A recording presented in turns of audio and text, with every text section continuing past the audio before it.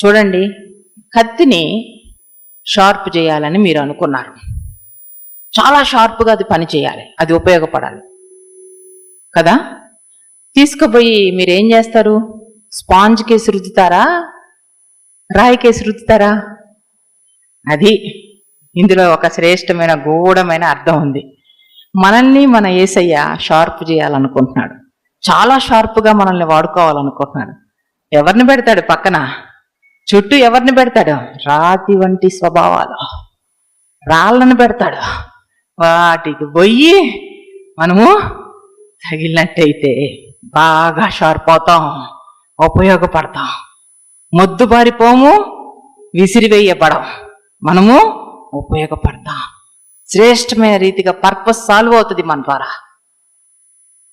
కనుక ఉన్నతమైన తలంపుని నెరవేర్చేవారిగా మారిపోతాం. దేవుడిచ్చింది కరెక్టే కదా, దేవునికి స్తోత్రం. కనుక దేవునికి మహిమ కలుగును గాక. కనుక ఇప్పుడు బండ్రాల్లాగా మారిన వాళ్ళ గురించి పెద్దగా ఆలోచించకుండా షార్ప్ అవ్వండి. కానీ ఒక రోజు వస్తుంది, నువ్వు ఉన్నతంగా నిలబడతావు.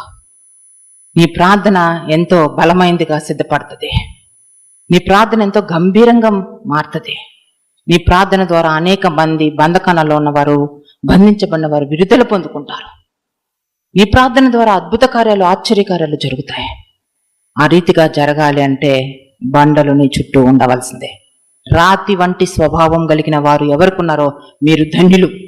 రాబోయే దినాల్లో మీరు శ్రేష్ఠులుగా మీరు మారబోతున్నారు. కనుక దేవుడు ఏది చేసినా ఆయన అనంత జ్ఞాని అయిన దేవుడు. ఆయన ప్రతి ఒక్కటి కూడా చాలా చక్కగా ప్లాన్ చేసి ఆయన సిద్ధపరుస్తాడు. ఆయన ప్లానింగ్ చాలా బాగుంటుంది, చాలా గొప్పగా ఉంటుంది. కొన్నిసార్లు కొంతమందికి థ్యాంక్స్ చెప్పుకోవాలి. వాళ్ళే లేకపోతే మన జీవితం పరిపూర్ణమయ్యేది కాదు.